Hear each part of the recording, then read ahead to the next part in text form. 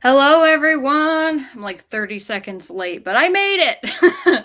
And I'll get to why I'm late here in just a second. So, I'm officially live. Hope that you are doing well today. If you are new here, my name is Alex. This is my channel, Frank Fiction, where I do reading and productivity sprints every Friday at 5 p.m. Eastern Standard Time. So, this is chill time. Sit down, grab a drink, grab a snack, curl under a blanket, put a fan on you if you are hot. Normally, I would be introducing the books that I'm reading tonight, but the reason that I was late is because I just finished my second book of the day. So I literally finished two books today while reading, which feels really awesome. But that also means that I am walking into this sprint not currently having anything to read. So one of the books I'm going to be choosing, and the other book I'm going to give to you all during the sprints to tell me what my next read is going to be out of two different books. You're going to get to vote between the two of them and why it is that you want to choose that book, which is very exciting. So I'm going to go ahead and go over to the comments. Oh, and see, I was so late. I forgot to put my normal banner up, which is what are you reading or working on tonight? Sorry about that, everybody. And I got Magnolia is here. Hi, Magnolia. And she says, hello first. Good job. You made it. Heidi says, hello, everyone. Friday Night Lights with Alex. Robert, I started Inverted World and the Land of the Living and the Dead. Very, very nice. And you said, hi, Magnolia. And Magnolia says, hello, Heidi. And Laura is here and saying, hi, peeps. Hi, Laura. Good to see you. And Melinda says, hello, Alex, Magnolia, Heidi, and Laura. And Miss Starbuck said, hello, everybody. Well, we got a little group here already, which feels super nice. So I was debating, I'm looking at my cart of, my 24 books of 2024 that I am planning on reading throughout the rest of the year, and they're all split up by genre. So the book of the two that you're going to get to choose later is going to be between two of my sci-fi novels. So, well, actually, if you want me to, now wait. I was going to say I could put it up now, but I'll have that be another question that we have during one of the sprints. Is like, which one do you want me to read? Well, now I'm being indecisive. I don't know. What do you guys want me to do? Do you want me to pose it to you now or do you want me to pose it to you later? Because one of the books, like I said, I'm going to pick and I'm probably just going to I'm going to continue with this whole reading two books thing because it's actually been a lot of fun and I've been enjoying having two very different things to read. So, let's see. Manolia says, I'm reading Hex by Thomas Oldhovelt. Very cool. I hope that ends up being fun. Heidi says, yes, Alex, are you letting us vote on a book for you? Yes, I will be between two books, and I can let you know what those are. Magnolia says, great idea, Heidi. And Laura says, I have To Sleep in a Sea of Stars by Christopher Paolini. I was just thinking about that book today because it's one that I want to get to when I finally finish the Inheritance cycle. I've read 3 of the 4 books and I just haven't gotten to the last one. I need to know what happens to Saphira and Aragon, and I just need to read it and I need to get it over with so that I can move on to his sci-fi stuff. He's saying Black Tongue. And now, okay. And Melinda says, oh, Hex is on my October TBR. Very nice.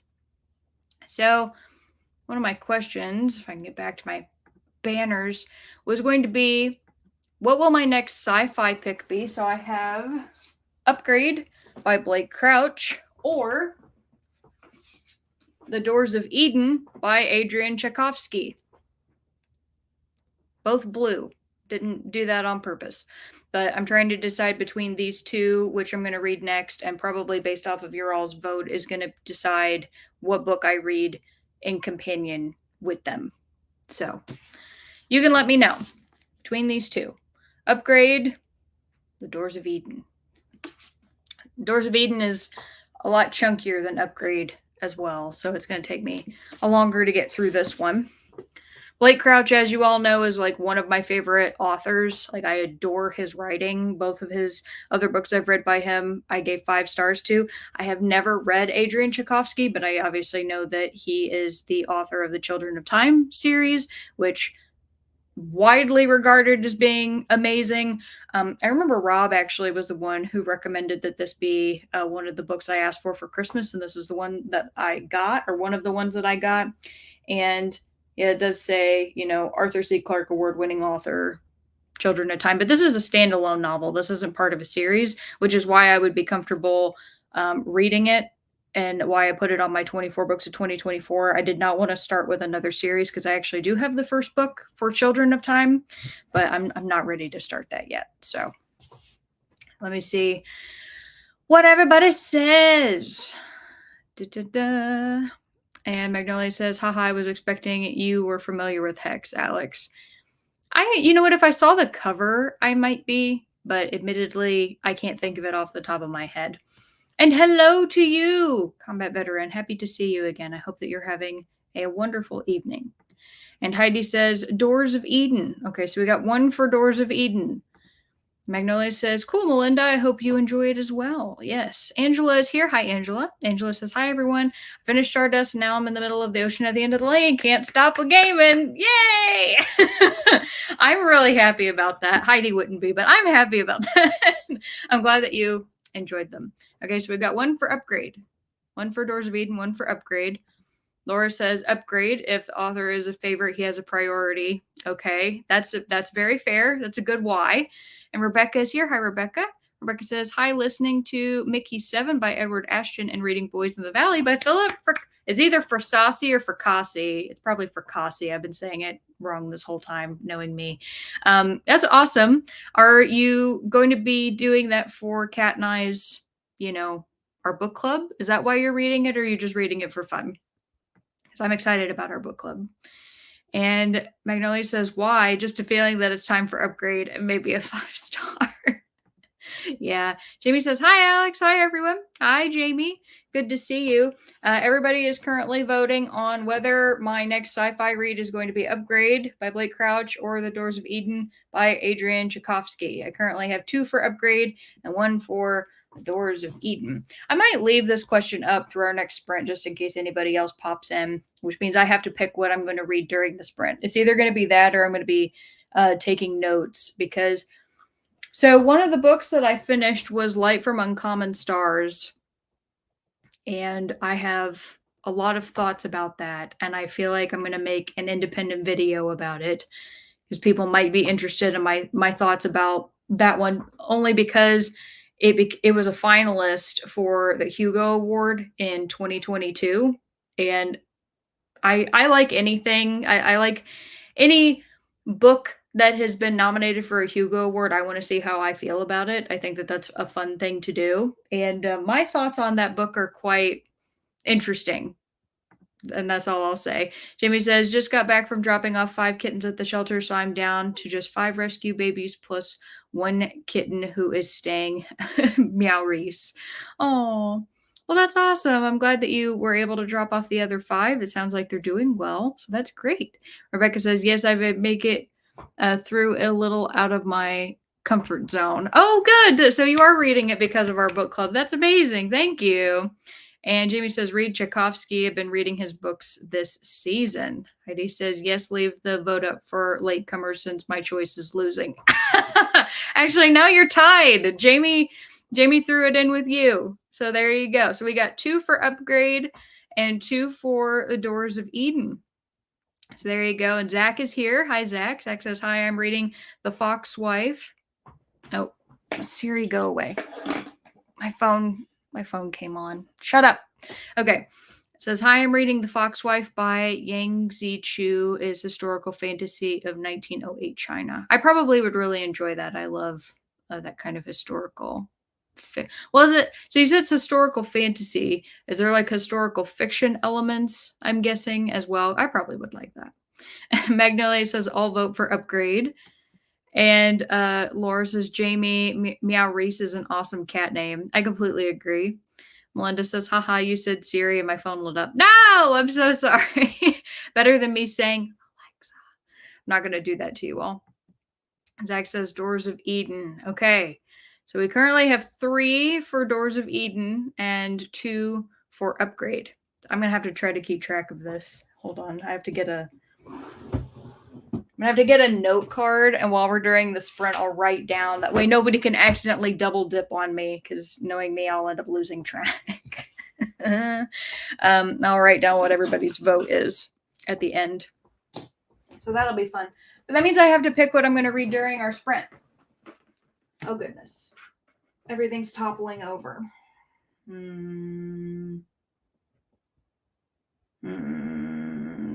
going to be hard. I feel like I should read a horror. And I might be about to curse myself for this, because if you guys end up, if it does end up being Doors of Eden, does this have like, is this horror elementy at all, or no? I don't know if it is or not. Kind of sounds like it could be a little dark. Sorry guys, I'm being indecisive. Normally I've picked my books I want to read, but I really don't know.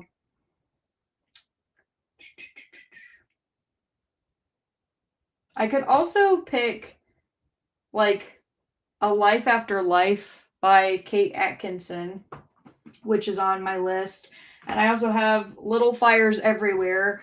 That, or I'm going to end up picking up this giant fucking Stephen King and reading Desperation. So I just says, Zach, yes. Jamie says, Meow Reese is Christopher's understudy and accomplice. That's so cute. And Magnolia says, eating some nice Frisian sugar bread. Yummy. That sounds amazing. Christopher. Zach says, it's historical fiction, but where supernatural things exist. One of the main characters is a fox spirit. That's very fun. I like that a lot. And Zach says, you can put a poll in the chat. I did not know that. Really? How do I do that? Oh, how do I do that? I only know how to create a banner. No. Apparently, I don't know all of the things. And Miss Starbucks says, oh, just do upgrade way easier. And Heidi says, Desperation is fantastic. Yeah, I'm feeling like I need to put another king in there. And this is the only one. Of course, I picked the big, fat, chunky one. But this is the only one that I currently have on my cart. So if I'm going to read a king, it's going to be this, which I've been really looking forward to. I, of course, don't have the sequel. So for me, I'm just going to pretend right now like it's a standalone novel. Wait, how do I put a poll? Okay, bear with me, everybody. I'm really sorry. I feel super disorganized today. How to put poll in StreamYard chat.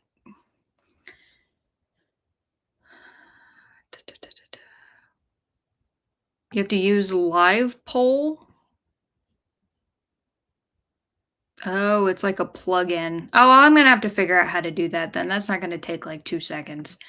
And he says, yeah, Kat did a poll in her chat. If she appears, maybe she can tell you. I'll research it while we're in our first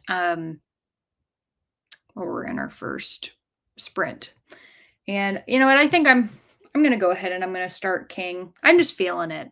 I'm going to do it. Regardless of whether it ends up being Upgrade or the Doors of Eden, I'm still going to read King. And Magnolia said 45. So she called it. All right, 45 minutes. I can do that. And I'll figure out this stupid poll. I promise. Thank you, Zach, for telling me that I can do that, and Heidi for confirming that Kat did it. And I'm just being a doofus. So I will go ahead and I will get the sprint pulled up here so I can get that set up. And then I don't know. If I get a poll in there, you guys will see it. You'll be able to see it. All right. So I'll just leave that up. And I'll see you all in a little bit. See you in 45 minutes. Happy reading. Bye.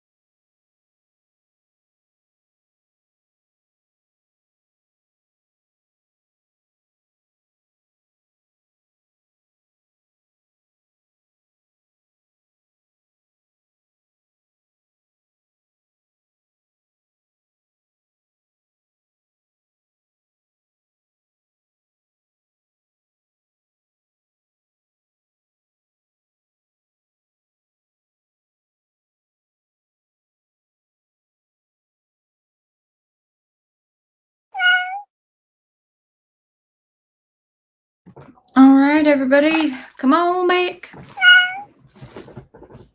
Let me know how you did. All right, everybody. Come on back.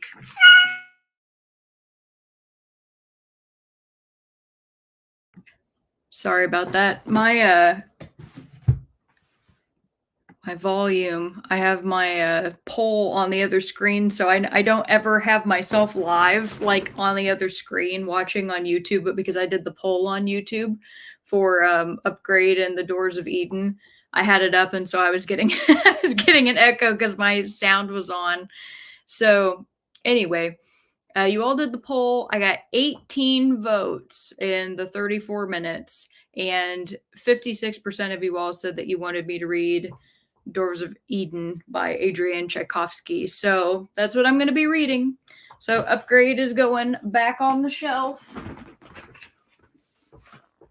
And I can now, there we go. Ended the poll, got that off, can have my volume back on. Everything's back to normal. Beautiful. Okay, good. So let me know how you did. Was that a good sprint for you? Were you productive? Keaton came home and then immediately had to head out again to pick up a couple things. So I only got 22 pages into Desperation. But I did start reading that. So now I got two chunky books that I'm going to be reading, which I don't normally do. So that's going to be interesting. And let's see what everybody had to say. So we left with Jessica saying, hi, friends, just waking up reading The String of Pearls, aka Sweeney Todd. Also starting to look at books to recommend for Scarathon. Very cool. I didn't know Sweeney Todd was based off of The String of Pearls. I've never heard of that before. And Nicole says, hey, Alex, fierce hair. Oh, thank you very much. I vote Upgrade. You always seem super excited about Blake Crouch. Yeah, I will be really excited to get to that later on in the year, but alas, it will not be this time. And yeah, thank you very much for saying that about my hair. Last sprint, if you were here, you probably remember that I had cut my hair and it looked kind of funny. Well, I remembered that back in college, my hair had a similar cut, and I was like, oh, I used to wear a pompadour. Why don't I try that? And I've been wearing it like this for about the last week. And it's been a lot of fun. It's getting a little long on top just because I've gone too long since my last haircut. But I have one coming up next week, which I'm excited about. And I think I actually might keep this. I've gotten a lot of comments from people saying that it's fun. So I was like, okay, I haven't done this since I was a senior in college. It's been a second. And Nicole says, hi, chat friends. And Jessica says, string of pearls. My keyboard isn't good at typing. Oh, no, I got what you said. And Carissa's here. Hi, Carissa, saying, hey, guys. Heidi says, Carissa, are you still reading Wheel of Time? Teresa says, hello, Alex and all. Hello to you, Teresa. He said, I'm reading Summer by Edith Wharton and listening to The Mysterious Benedict Society. Very, very fun. And Teresa says, not sure yet which I will start with. We have to tell me which one you got to. And Tessa Dean is here. Hi, Tessa. Hope you are doing well. Are you working on your biography, your autobiography again tonight, your memoir? Do let me know. And Alicia's here. Hi, Alicia. Says hello and happy reading. Alex just joined, getting over a cold this week, but trying to finish up It Ends With Us. Well, I hope that you are feeling a lot better. I'm sorry that you had a cold. That's not fun, especially when you're taking care of kiddos. So hope that you're getting some much needed rest. Robert says, which cryptid would you like served at a barbecue and why? I like this question. I would have to say probably the Jersey Devil, because doesn't the Jersey Devil look like a goat or like a deer? Hang on. Jersey Devil. Oh, well, no. Well, kind of. It's kind of goat-esque. I don't know. I'll make a Euro. Euro Jersey Devil. Robert says, Doors is good, but be aware it becomes a word salad of jumbo mumbo. Hashtag Friday the 13th. Oh, yes. Happy Friday the 13th, everybody. Did anybody get a tattoo? And in case you're like, Alex, why did you just ask that? There is a tradition in the tattoo community of certain shops will actually create tattoo flash, which are like the pre-designed tattoos that you can get for $13. And then it's traditional for you to tip on top of that. So the tattoo doesn't actually cost $13, but that's what they charge for it. And a lot of people do it. I've never gotten one, but I think that it's a really cool, ritual, if you will. And Heidi says, Robert, I started Inverted Worlds, but it may be a while before I finish. A little concerned about this turning into mumbo jumbo, but I'll try anyway. Okay, here's the thing. Can it really be mumbo jumbo when I have experienced the Remembrance of Earth's Past trilogy, aka the Three Body Problem? Do you think that this is going to be weirder than that? Because I I would be skeptical, but we'll see. We shall see. And Robert says, Heidi, I just downloaded Lord of the Shattered Land Kindle 2 points. Nice. And Nicole says, we're on loop. Yeah, having deja vu. Yeah, sorry about that. Like I said, I don't normally do that, so I have my sound on like normal, and it backfired on me. And Patricia says, I'm reading The Map Makers by Tamsin Merchant at page 110. Nice. I've never read The Map Makers. I hope it's very fun. Nice to see you, Patricia. And Magnolia says, I read 26 pages. Awesome. And Jessica says, I got as far as breakfast and a cuppa. Very nice. Laura said, I did some Duolingo lessons and finished a chapter, only 12 pages. But you did Duolingo, so good job. Melinda says, spent too much of the sprint listening to my husband talk about finding a roofer for our house, but had enough time after that to do my daily Les Mis reading. As somebody who had her roof replaced this year, I feel your pain. I really do. I'm sorry that you're dealing with that. It's not fun, especially if you're having to pay out of pocket like I did, which is also not a joy. But good job doing your Les Mis reading. And Heidi says, Robert, yeah, Hanavar is a wonderful protagonist. You will love him. You may just want to be him. Magnolia says, are you going to participate in Halloween-a-thon, Alex? I hadn't intended to. You guys, I have not been up to date on most anything going on in BookTube right now. Admittedly, I haven't. So you are welcome to tell me about it. Please do. I would love to hear about it, and maybe I would be able to participate. Emily says, hi, all, reading a NF, The Dawn of Everything by Two Davids. By Two Davids. Robert says, Heidi, is he a cool, awesome dude like me? I'm sure he is, Robert. Heidi says, Robert, I picture him like Paul Newman. Am I close? And Tessa Dean says, I'm reading old blog posts as I clean up my older blog posts to either rewrite, delete, or repost and reorganize my newer blog as well. I have gone through over 5,000 posts so far. That's a lot. You're doing a lot of cleaning up there, Tessa. Said memoir is on hold currently. Well, it sounds like you got a big project you're working on, so I don't blame you for putting that on hold.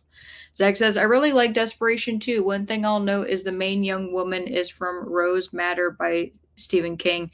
Nothing relevant to the story, but there's a backstory there.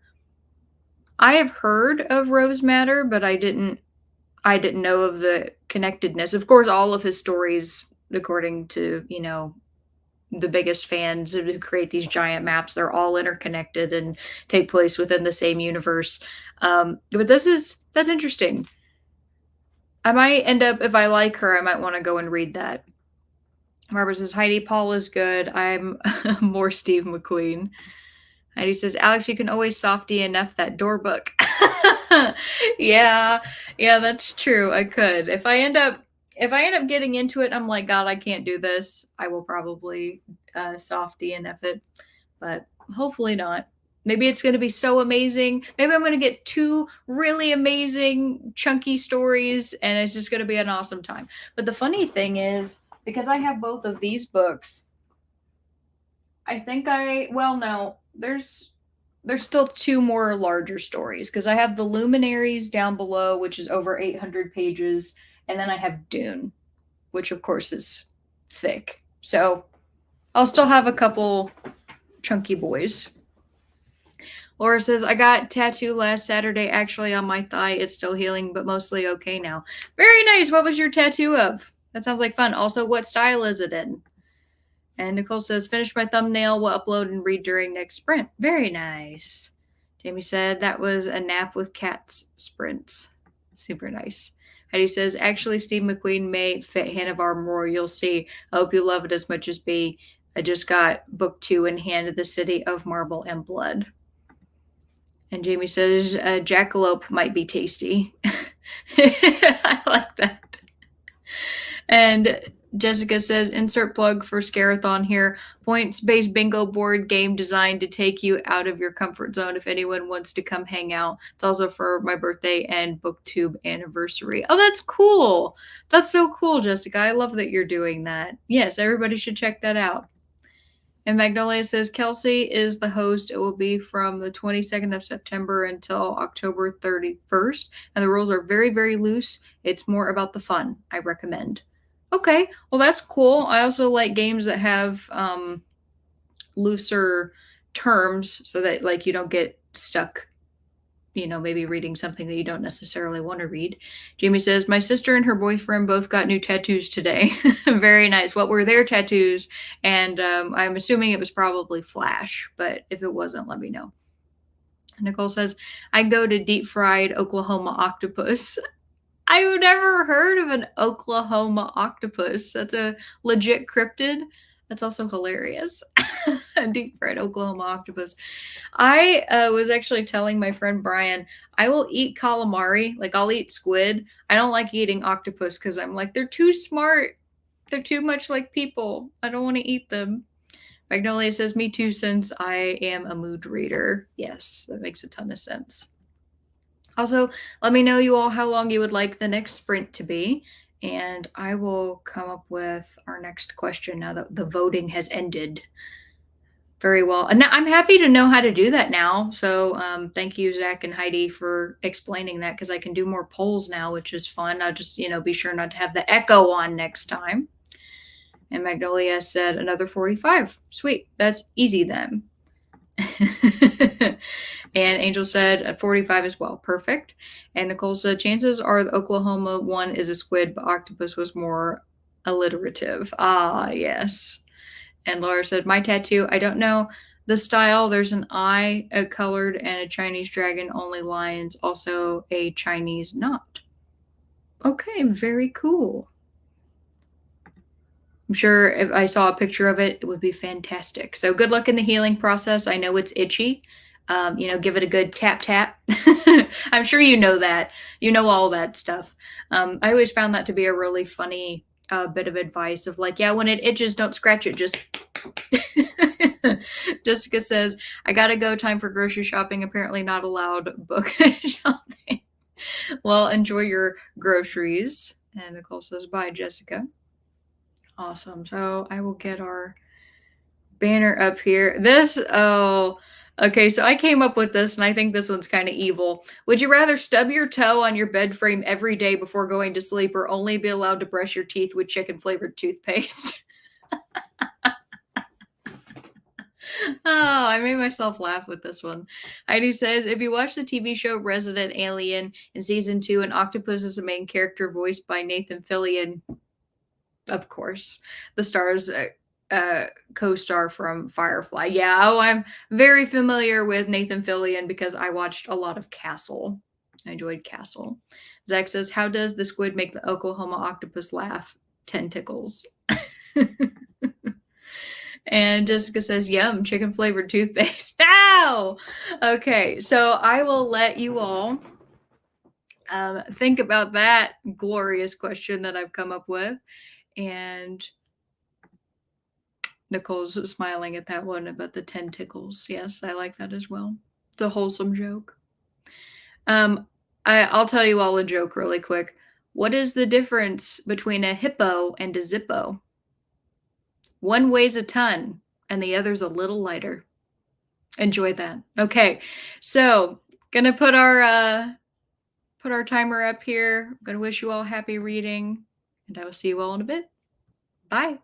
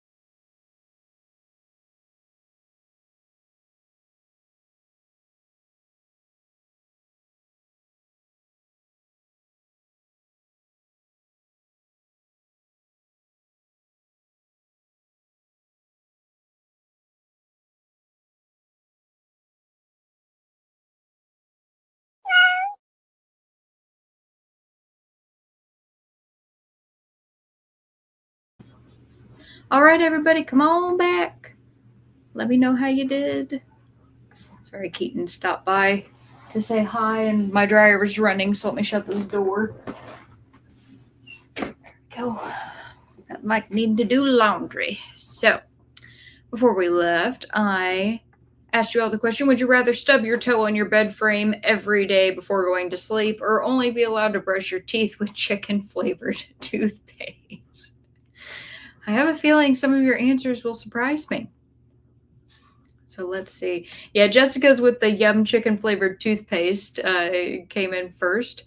Miss Starbucks said Castle is great. I agree, Magnolia. And Nicole said no contest, chicken toothpaste all the way, stubbing your toe is actual torture. Magnolia said, I would choose the toothpaste since that doesn't hurt. When you brush with it every day, I think you would get used to it. Jamie said, my sister tattoo is on her earlobe. Not sure if she did both ears. I'll find out tomorrow what her boyfriend got. Well, that's cool. I have a friend who it's not on her earlobe, but it's like immediately behind her ear. She got a lavender tattoo because lavender's her favorite plant and she loves the smell. It's a cute tattoo. Zach says, chicken toothpaste. I stubbed my toe when I was a kid and the big toenail split in half down the middle and turned black and fell off. Oh! That happened to my memaw, and like her nail never grew back the same. Robert said, I'll wear steel-toed shoes and stubbing. Don't at me because everyone here will be changing the rules on the fly. Nobody's changed the rules yet, Robert. And Laura said, I'm already super clumsy and hit toes and other parts of my body on furniture. Once I walked into a door so badly, I had dark black bruise on my side. Ow! I don't want more, so chicken flavored toothpaste. Okay, that's very fair. My answer to this would have to be stubbing my toe because I love the mint taste of toothpaste, and I sometimes, like, if my stomach's upset or whatever, if I feel really bad, I can go and I can brush my teeth and it just like helps alleviate nausea because mint's good with that. If I was only allowed to brush my teeth with chicken flavored toothpaste, I probably would end up making myself more sick and I would have to chew gum immediately after brushing my teeth because I would hate that taste going to bed with that. And it would just be counterintuitive to like brush my teeth and then chew gum. So yeah, I'll have to go for the toe pain. And Emily says, stub my toe because as I don't have a bed frame, I would live stub toeless and would be happy. That's fair. That is the way around it, I suppose, especially if your bed is on the floor. Nicole says, see, chicken toothpaste doesn't cause anything to fall off. Yeah, but it might make me hurl. Jimmy says, I try not to taste the toothpaste anyway, chicken flavored or not. And Nicole says, I fractured a toe stubbing it once. So did Keaton. I actually watched it happen, which is awful. Like his whole pinky toe and like up his pinky just got this really dark bruise and it hurt him for a long time. And he didn't go to the doctor for it or anything. But I remember us like we kept watching it and kept looking at it being like, okay, it's swollen, it's bruised, the nail looks discolored, is it okay? Like, can you walk on it? And it wasn't so bad that he couldn't walk on it, but it took months and months for it finally to go back to normal. And I'm not even kidding. It was probably last month or so that he looked at me and he's like, yeah, hey, the discoloration under the nail's finally gone. So I do think he probably, he definitely at least dislocated it because he had to pop it back into place. Don't know if he fractured it, but he definitely dislocated it. Nicole said, no. When was the last time you stubbed your toe, Alex? I'm skeptical. Actually, like a week ago. But I didn't break anything, and I didn't like damage my nail. I just gave it a good crack when I was walking over to say hi to Keaton. And Nicole says, my toe hurts just thinking about it. Yeah, that's fair. You've lived through a fracture pain. So that's next level pain. Zach says, you could use Minty Fresh mouthwash after the chicken toothpaste. I suppose that's true. I could use Listerine to just absolutely obliterate my taste buds after the fact. You have a point. Okay, I guess I'll change my answer. And Jamie says, I read 2 chapters of The Slave Players by Megan Allen. Okay, cool. That's a cool name for a book, too. Angel says, I fractured a toe too, Nicole. No. Tessa Dean says, I'm still working on the blog cleanup. Very long project for sure. Well, I'm wishing you the best of luck with that. Nicole says, see, chicken toothpaste doesn't break bones. No, it just be stinky. He says, hashtag team chicken toothpaste. You know what? Where I got this thought from was Keaton and I went to the store and we're walking around and we were in the dog section because we had to buy some more products for Barker.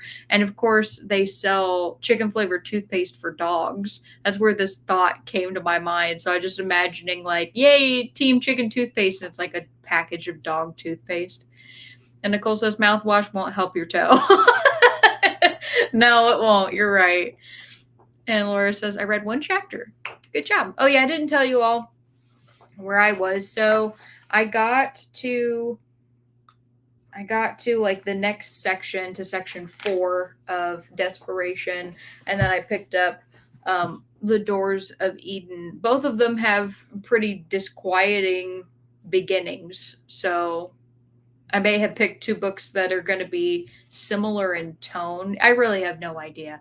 But in this one, we have 2 characters who are like best friends, and it sounds like they're also lovers, and they enjoy traveling to foreign countries to hunt for cryptids. And so I guess something happens when they go to this one locale and are hunting for an unknown cryptid. And then in Desperation, I'm at the point where our 2 characters, they're a married couple, have been pulled over by like a 6'7" police officer from the city of Desperation. And originally they thought that they were going to get off because their license plate had fallen off their car. But when they got into the trunk underneath the spare tire to get a toolkit to be able to put the license plate from the front onto the back, they didn't realize that the person who's actually owned the car had stored an entire like gallon Ziploc bag of pot underneath the spare tire, and the cops saw it and now they're being arrested. So, you know, that's fun. And the cop is like dead-eyed and kind of weird and, you know, just generally unsettling and also scary because he's, you know, 6'7" and probably about 300 pounds. So yay! Off to a really happy start in both of my books. And Zach says, they do make bacon toothpaste for humans. Yeah, they make bacon-flavored anything. I remember going to there was some sort of novelty shop in Sacramento. I was visiting with a friend of mine, and it was like an old town Sacramento where it's like a Western store. So I had like candy shops and novelty stores and souvenir stores. And we went in there and they had an entire wall of stuff that was just bacon themed, bacon flavored stuff, bacon, you know, bandages where, you know, it looks like a strip of bacon. I just remember seeing all that. And I like bacon. I don't love bacon. So I definitely wouldn't have it as my toothpaste. Magnolia says, by the way, on my book, on the second sprint, Stephen King did a blurb on it. Oh, that's very funny. You actually just reminded me, Magnolia, that going back to Robert's question about like, if I had to eat a cryptid for barbecue, which one would I pick? The Jersey Devil got mentioned. So, Robert, you were very on par with your cryptid question. I don't know how you did so well with that, but nice. And Magnolia says, since you are a Stephen King fan, I thought it was a nice little fact to know. Yes, thank you for that. I don't trust book blurbs anymore. I have now read in pretty recent past 2 books that were blurbed by 2 authors that I loved, and I didn't end up really caring for either of the books. Actually, 3. Make that 3, because there was Stephen King did a blurb for one. TJ Klune did a blurb for one, and Blake Crouch did a blurb for one, and I didn't like all 3. So I remember asking this question like very early on in my reading sprints of, you know, if you had a favorite author who blurbed a book, would you be more interested in reading it? Now my answer is no. Full stop, because I don't trust it at all. And Magnolia says, Zach, it sounds like something that would make me hungry. Bacon flavored toothpaste. Zach says, bacon flavored Pop Rocks is one of the most disgusting things I've ever eaten. Yeah, I would not eat that. I mean, good on you, I guess, for wanting to live dangerously. And Nicole says, that sounds horrible, Zach. Not as bad as stubbing a toe, but that's up there. Yeah, I would agree with that. Also, be sure to let me know how long you would like our next sprint to be. It's hard to believe it's already been over 2 hours. I feel like the time is just flying by. So do let me know. And then I will pick our next question. Let's see. Magnolia says, still interested in trying that, Zach. I've tried weirder things. I mean, I've eaten ranch powder covered crickets before, so I really can't talk. I mean, like bacon flavored something isn't nearly as bad as eating an actual bug. So that's fine. And Melinda says, I don't trust when authors I like blurb books, but I pay close attention when authors I don't like blurb books. That is such a good point, Melinda, and I love that. To be fair, though, so I guess my question is, if an author you don't like blurbs a book, then you do know that you don't want to read it, right? That's what I'm assuming you mean, because I would completely agree with you in that case.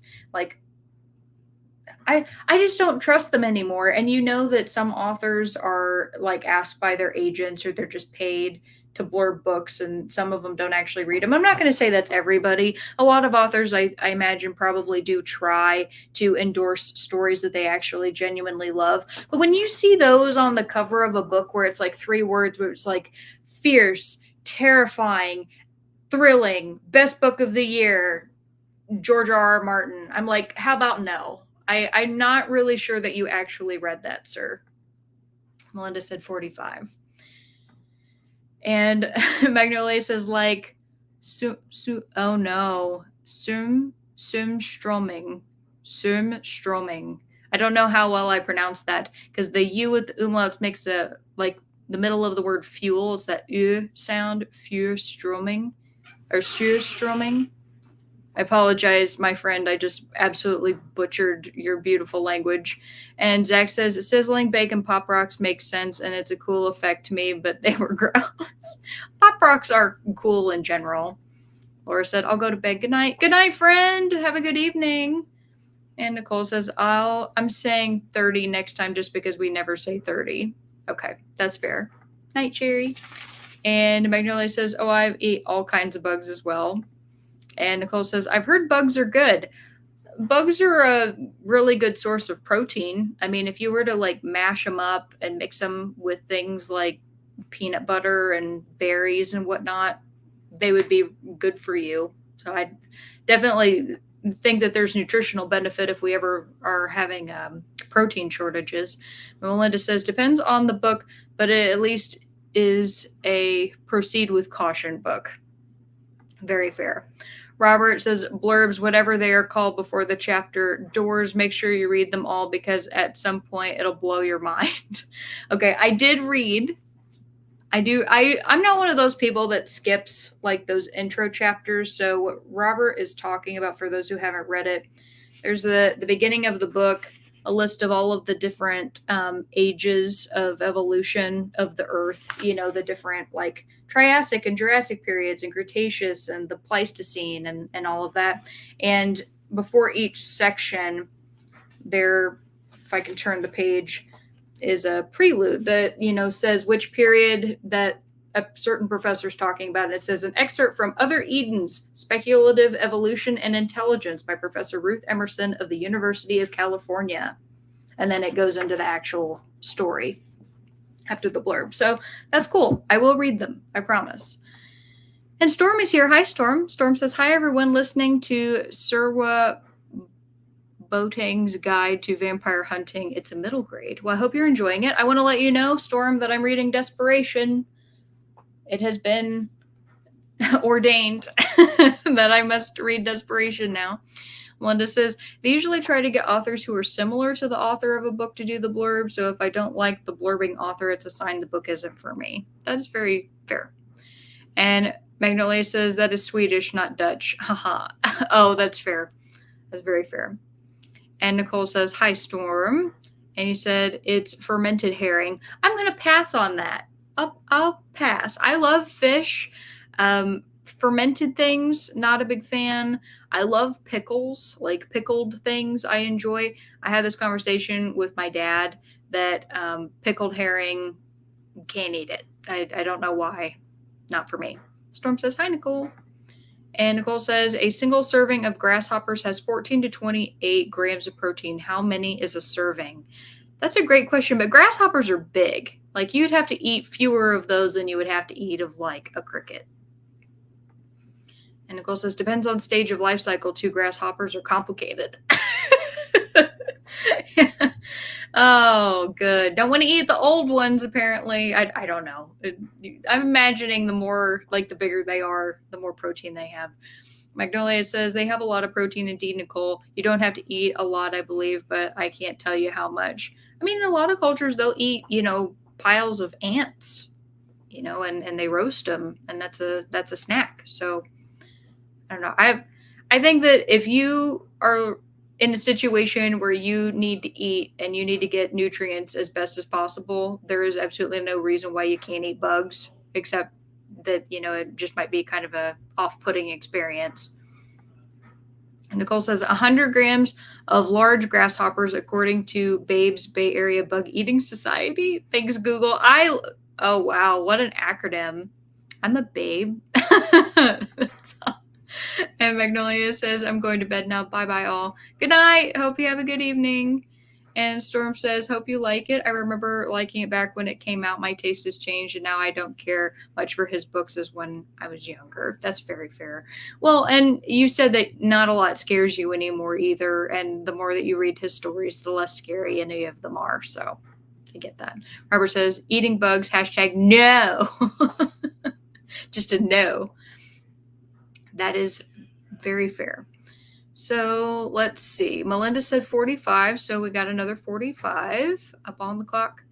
I got to give you all your next question, and that is going to be, would you rather only be able to write with your non-dominant hand or only chew on one side of your mouth? Nothing that's going to cause pain in this case, just might be uncomfortable. And Nicole says, oh, here, let me change there we go. 300 grasshoppers equals 100 grams. Can you get that dried and powdered? I imagine you could. Why not? Freeze-dried grasshopper, just mash it all up, blend it up, stick it in a smoothie. You never know. Zach says, I'm 100% on team lab-grown meat. I agree with you. I'm waiting for the day that is an actual regular thing. I mean, we might never get there, but I want to believe that we will. It's more humane, and if it tastes the same and it has the same nutritional value and it doesn't cause cancer, I'm in. Storm says, hashtag say no to eating bugs. And Robert says, eating bugs or starving. Well, Robert, I guess you're going to starve. I will choose not to starve, even if it makes me want to gag. And Storm says, no to lab-grown meat. Okay, that's fair. Robert says, Storm, hashtag say no to eating bugs. Oh, I love that we can get disquiet over a simple comment of, yeah, I ate ranch packet covered grasshopper or crickets once. That's beautiful. All right, well, be sure to think of an answer to this question. I got 45 minutes up on the clock. I'm going to wish you all happy reading, and I'm going to dive back into desperation here. So I'll see you all in a bit. Bye.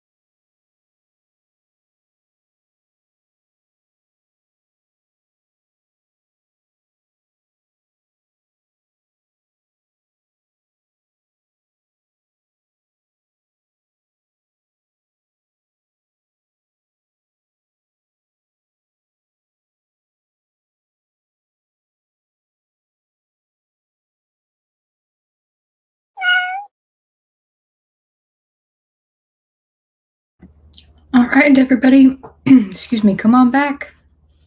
I just made it to officially chapter 2 of Desperation on page 42. And horrible stuff's already happening. So I'm liking the way that this is written so far. I tend to like King's longer novels.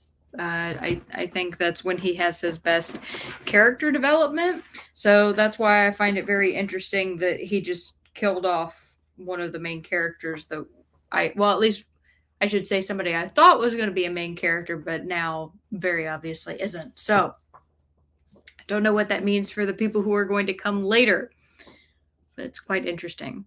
So before we left, I asked you all the question: would you rather only be able to write with your non-dominant hand or only chew on one side of your mouth? Let's see what you had to say. Let's see. Nicole said $14 for 4 ounces of powdered crickets. Okay, good to know. I don't know if you could like bake those into brownies, make protein brownies. Teresa said, I would rather eat bugs over lab grown meat.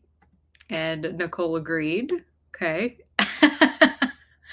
And Tessa Dean said, I only chew on one side of my mouth anyhow, so no problem. I can use my dominant hand, thankfully. LOL. All right, that's perfect. As Zach said, I'll take the left-handed writing. Handwriting is becoming more and more irrelevant. That's very fair because it doesn't have anything to do with typing. Teresa says, Nicole, what are you reading? I'm working on Tomatoes, so in the kitchen listening. Nice.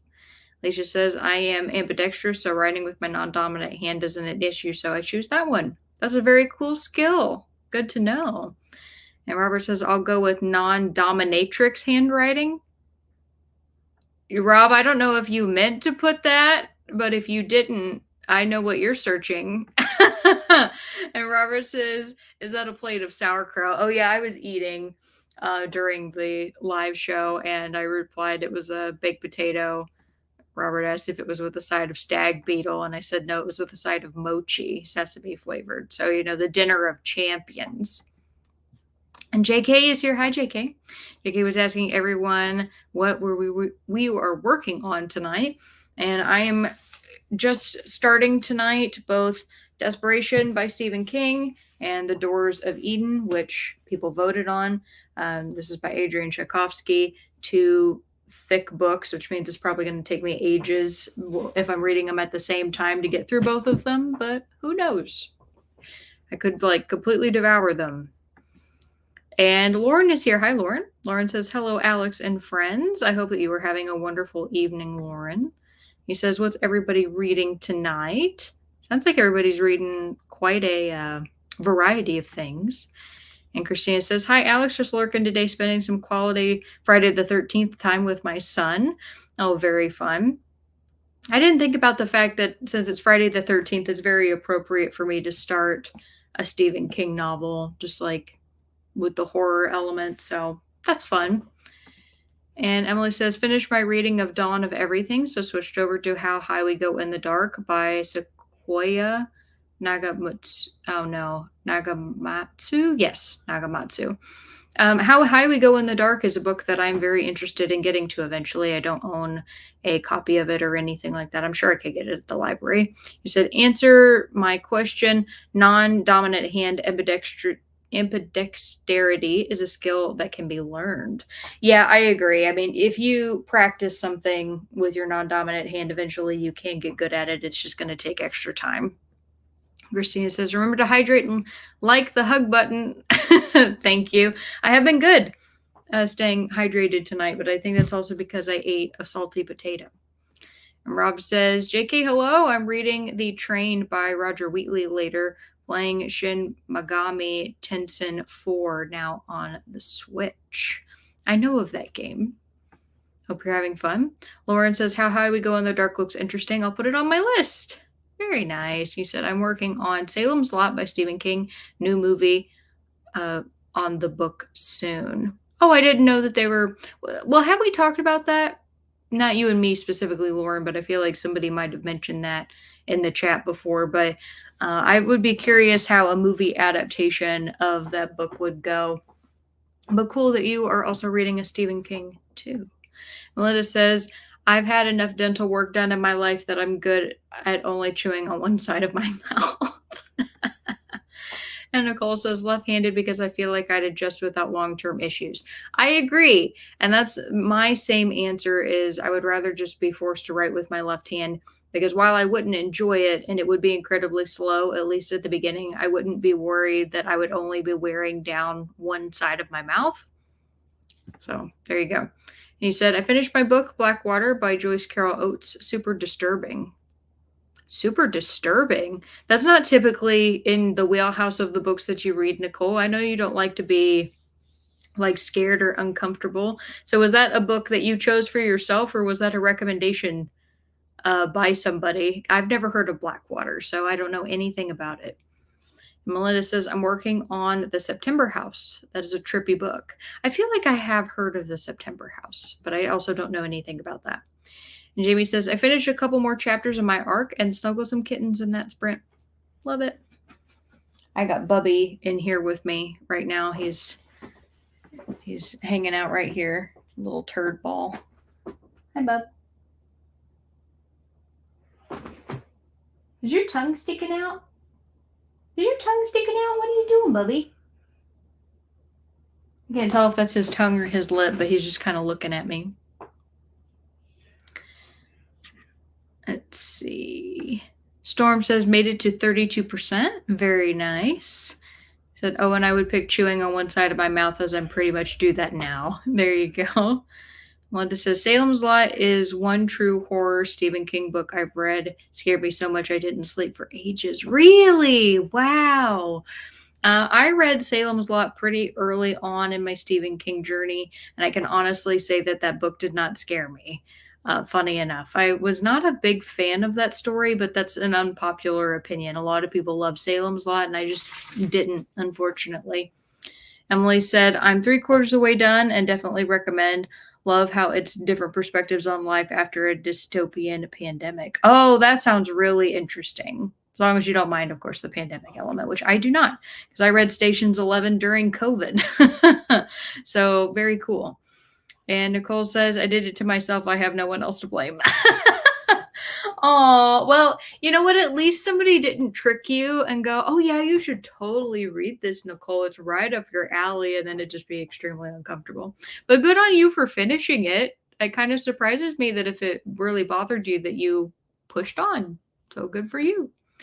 And Teresa says, I'm not a big Stephen King fan, but want to read The Stand next year. Has anyone read it? Yes. Yes, I have.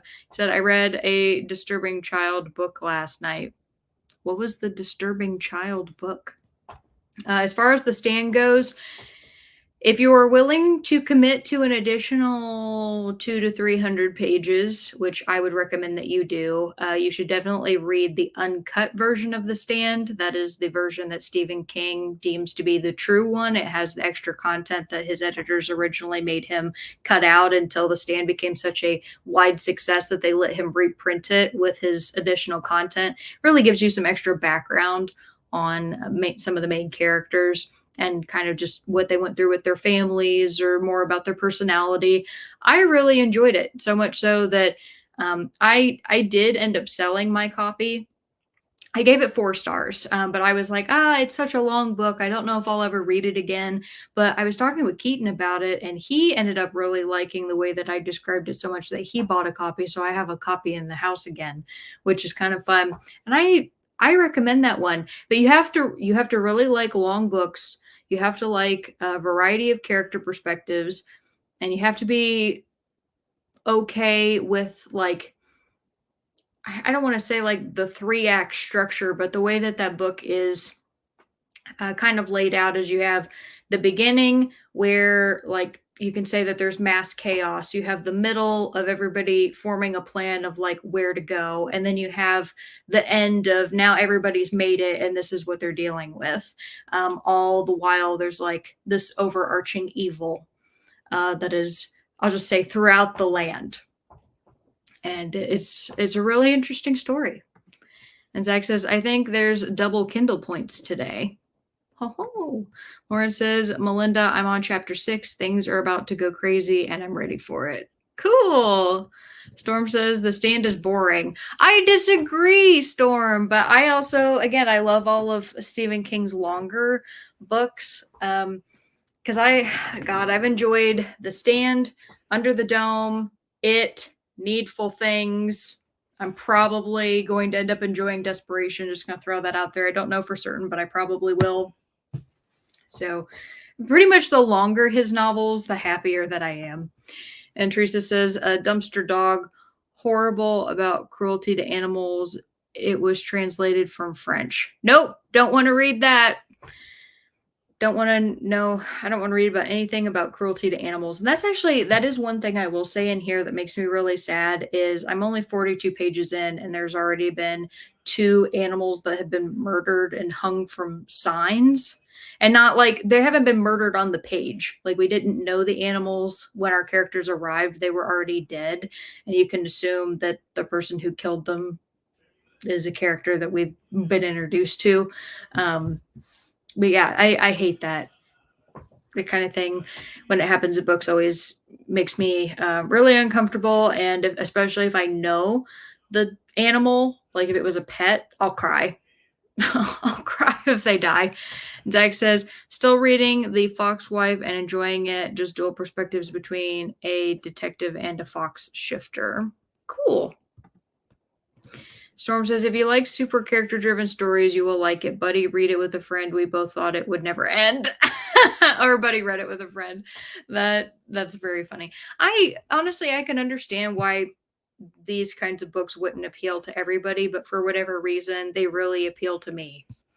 I love character driven stories. Tessa Dean says, I read both versions of The Stand. I loved that book. Oh, great. I'm glad that you loved it. Jamie said, I may reread the author's preferred text version of The Stand next year. I'm running out of 100 plus page books I want to read for all the readathons where big books earn big points. That's fair. Yeah, you definitely can't go wrong with Stephen King. Tons of 1,000 page books. Yeah, that makes sense. There's only so many 1,000 page books that you'll feel like are worth your time, right? Robert says, disturbing child book, The First Day of Spring by Nancy Tucker. What's that one about, Robert? Does it have animal cruelty? It better not. Teresa says, it was supposed to be a child's book. I gave it 1 star. Yeah, I would never read that to a child, and I would also give it 1 star.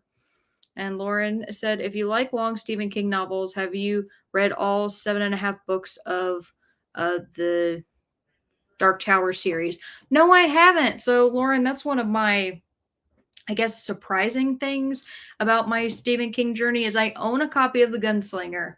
It's up there. But I have not read it yet, and I need to read the full series. Yet, that's another example of I have to be mentally prepared to go into a series, and I'm just not really willing to do that right now. I'm still enjoying my standalone books.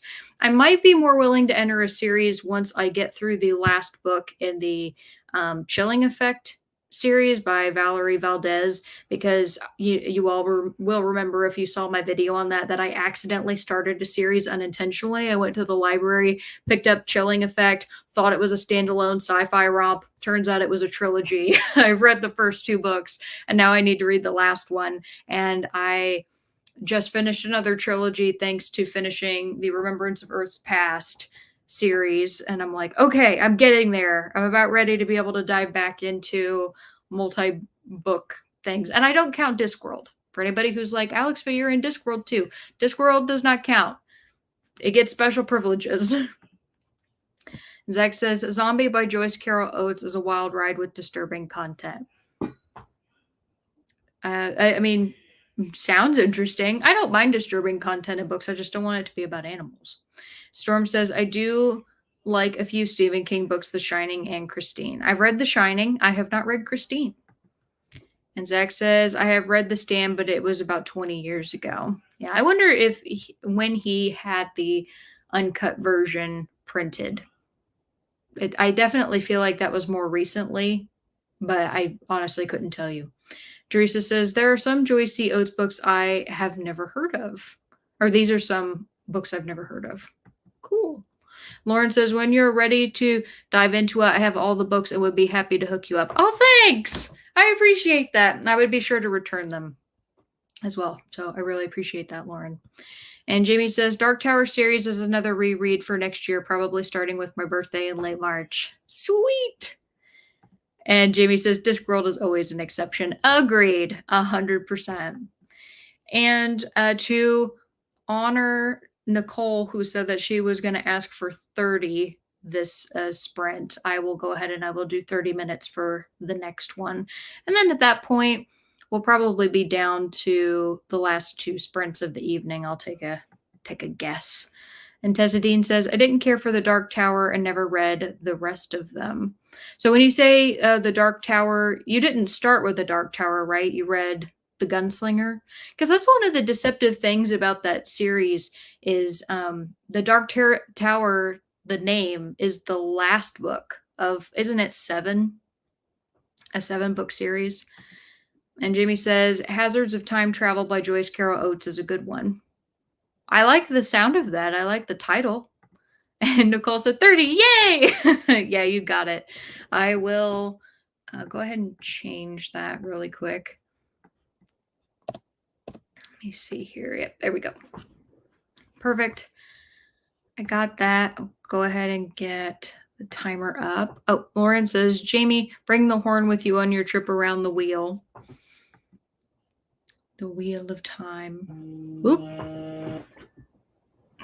Nothing like an alarm going off. All right.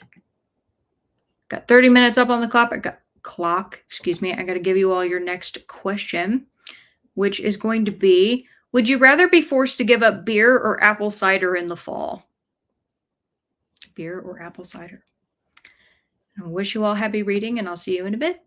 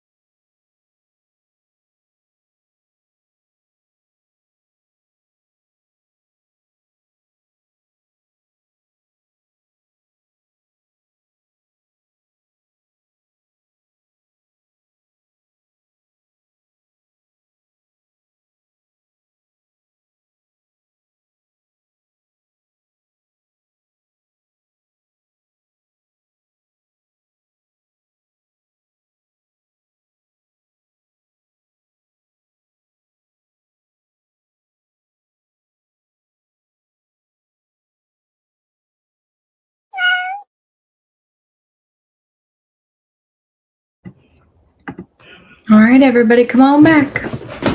Let me know how you did. I made it a little further in Desperation and then switched back over to The Doors of Eden and just made it to page 28. Meeting some interesting creatures that our characters are referring to them as the Birdmen. Very fun. Pause that. There we go. All right. Before we left, I asked you all the question, would you rather be forced to give up beer or apple cider in the fall? See what you had to say.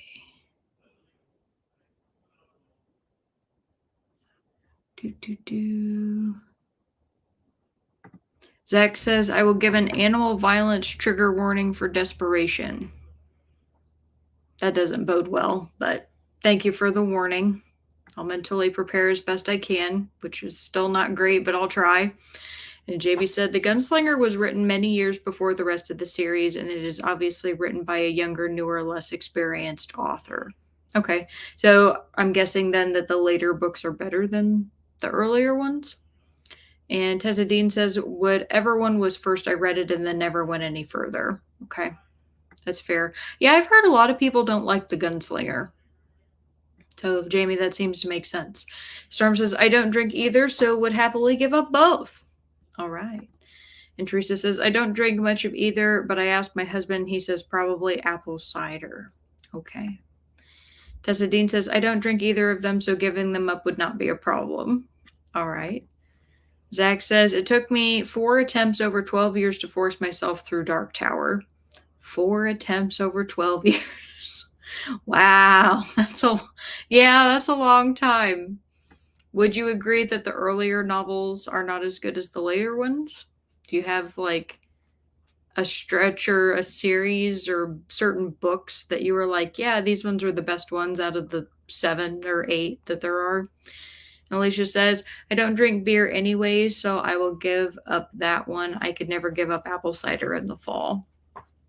Yeah, Alicia, I would have to say, sorry, I'm just thinking, did I just call you Teresa? I apologize if I did, but Alicia, I don't drink a lot of beer. I do enjoy a beer every now and then, but for the fall specifically, I would not give up apple cider, but if it was another time of year, I might. Emily says, that's a hard one for me. Beer has so much variety, and pumpkin cider is fall for me. So I'll say give up cider and replace it with pumpkin beer. Okay. Good answer. Zach says, I can easily give up beer. Hashtag team whiskey. There you go. I thought you were going to say you were teetotal for a second. And Jamie says, same. I'll stick to whiskey, blackberry mead, and cheap wine. Very nice. He said, I almost never drink cider or beer, though either could vanish and I'd not notice. Very fair. Rob says, I haven't had apple cider in eons, so that's an easy pick. Wow, Rob, I didn't know you were that old. And Tessa Dean says, the last book of Stephen King I read was Joyland. I have also read his books as written by Richard Bachman. Yeah, I need to read more of his Bachman novels. I have not read Joyland yet, but I know that one was supposed to be like more of a mystery, I think. It seems like as of late, he's kind of been branching out some more with his genres. Good for him. He's got enough, work to work in horror to decide to check out other things. Tessa says another favorite of mine is Dean Koontz. I actually have a Dean Koontz down there, and I also have a copy of Odd Thomas. And so I have Odd Thomas and I have Ashley Bell. Ashley Bell was given to me by a family friend, and he was like, hey, you might like this, and I've kept it. And then Odd Thomas is the one that I've heard that people seem to like the most, or it's a fan favorite of his. So I ended up getting a used copy of that, and we'll get around to it eventually, but I have not read a Dean Koontz yet. And Nicole says beer, I never drink it anyway. Very fair. Says, unless that includes the Guinness in my beef stew, in that case, cider. No, it wouldn't include in that because the alcohol cooks out. Like, that would be like, I wouldn't say that if you used apple cider to make apple cider donuts, then you would have to give up apple cider. So, no. And Rob says, Nicole, you should do a video on New York Times 100 best books of the 21st century, #digital bookmark. Yeah, that would be a very ambitious video. Nicole could do it though. And Joanne says, Robert, cool. I'll be working on my bakery Rivals to Lovers work in progress, Project Sugar and Spice. Very nice. And Nicole says, Robert, I did. It's already up. Oh, nice. I'll have to go check that out. I didn't see it. I did not get a notification. Nicole says, I thought you commented on it already. Rob, you're being called out. Rob says, me, Godzilla face palm. Nicole, I know. And Jamie says, I read all but that very late published one, Wind Through the Keyhole, in about a month in 2008. Oh, that's pretty good. Storm says, I changed books. This is an ebook of my Vampire versus Your Werewolf by Paul Tobin and another middle grade. LOL, 49% into it. Nothing wrong with reading your middle grade.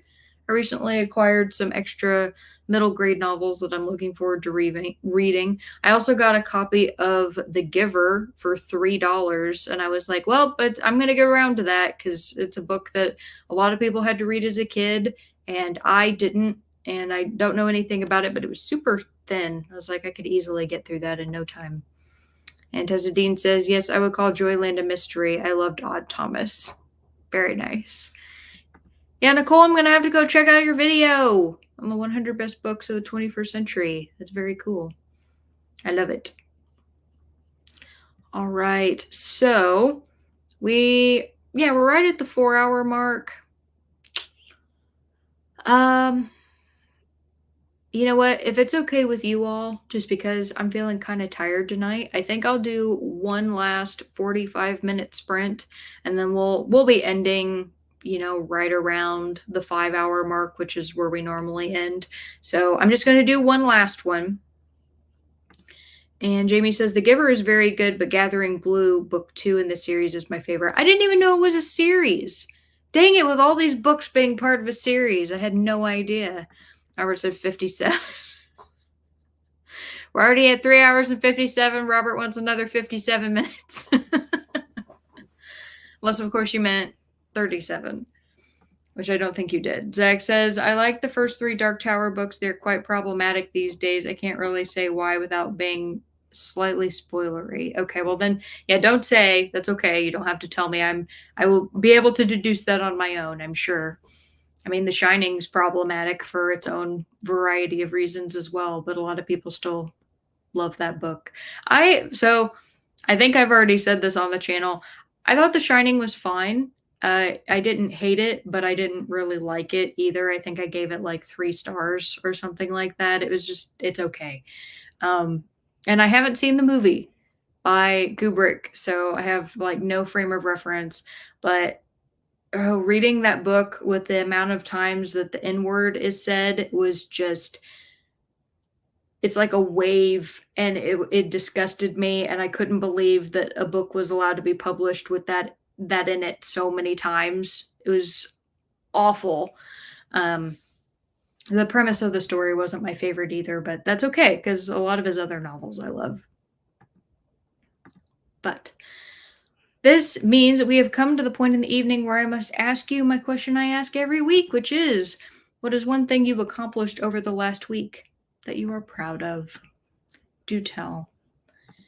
And Jamie says, I really enjoyed Dr. Sleep, but The Shining was just 3 stars for me. Okay, well, I'm not the only one, so that's nice. I have a copy of Dr. Sleep because I actually bought both of them at the same time, like years ago, and I was so disenchanted, if you will, with The Shining that I didn't get around to reading Dr. Sleep. So it's just sitting there waiting for me.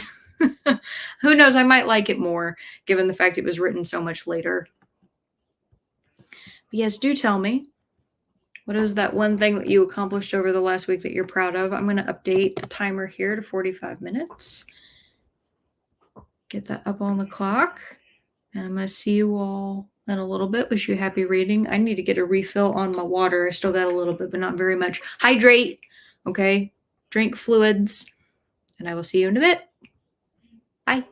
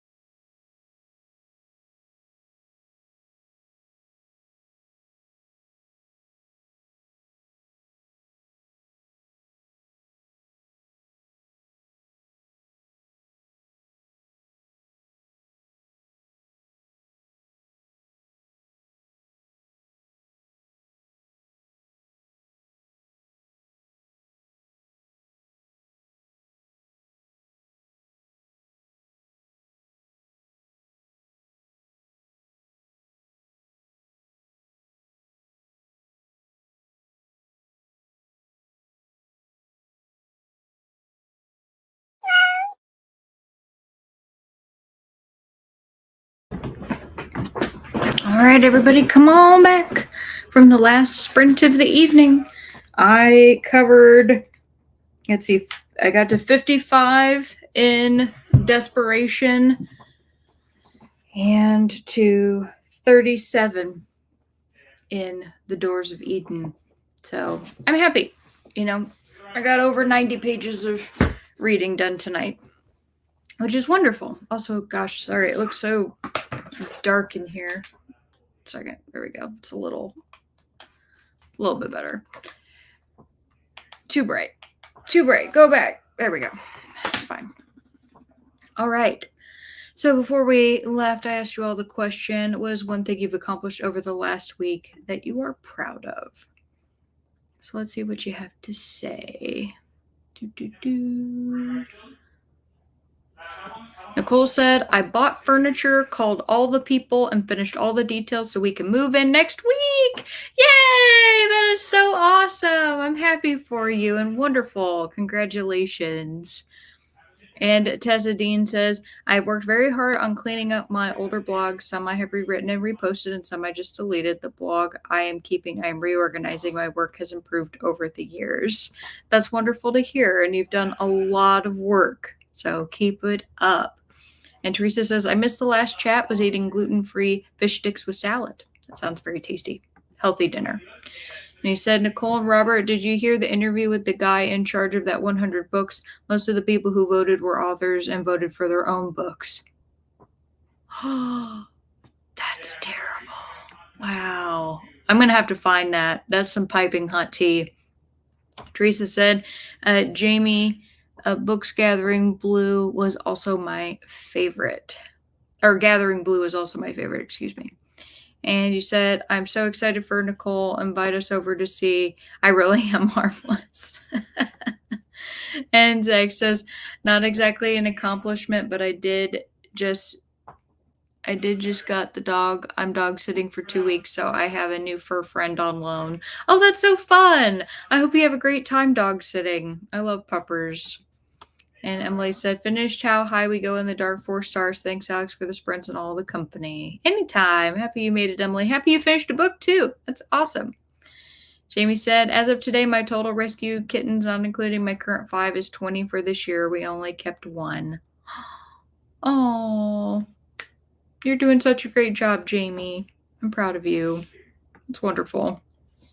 Alicia said, I'm just proud I survived the week while I had a cold while having the kids and parent-teacher conferences.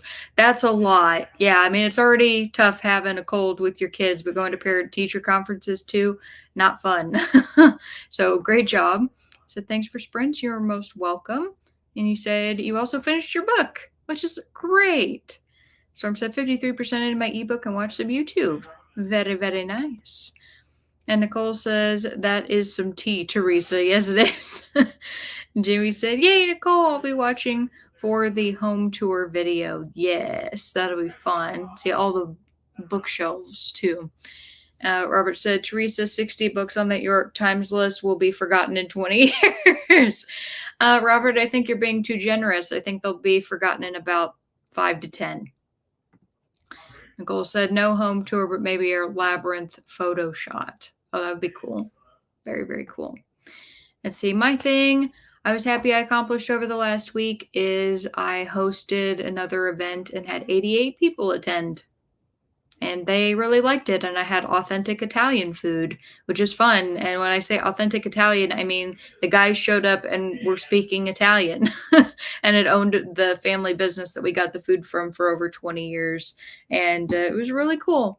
I had never ordered from them before. And the bartenders, as always, did a great job and got to have a margarita at work, which is like the best. So just happy. I'm always happy. I have an event I host every 2 weeks. So it feels like I'm doing them all the time because I am. But still, like whenever one goes well, it's a source of accomplishment. And then I finished 2 books today. So that also feels really good. So I finished 2 books. I started 2 new books. I got over 90 pages into the 2 I started tonight. Very accomplished. I'm also completely wiped out. and I have a party to go to for my family tomorrow to celebrate 2 birthdays. So that'll be really fun. And the weather is supposed to be excellent, which I'm looking forward to. So I am going to say thank you to all of you for a wonderful evening or morning for you of sprinting, and that I hope that you have a fabulous weekend, as all of you deserve it very much. So thank you for coming. Let's see. Nicole said, just added together all the corners in the background and you'll eventually have a hallway. Yeah. Robert said, Alex, another great Friday night. Thank you. Hashtag chocolate swan fountain. Thanks, Robert. Maybe one day I'll get my chocolate swan fountain. I'm still trying to convince my boss to let me have a chili cook-off. And Nicole said, night. Good night to you. Storm said, night. Good night to you. Teresa said, have a great weekend. Thank you. Thank you so much. Yes. It was a good evening. That nearly 5 hours went by very quickly. So I hope to see you all soon.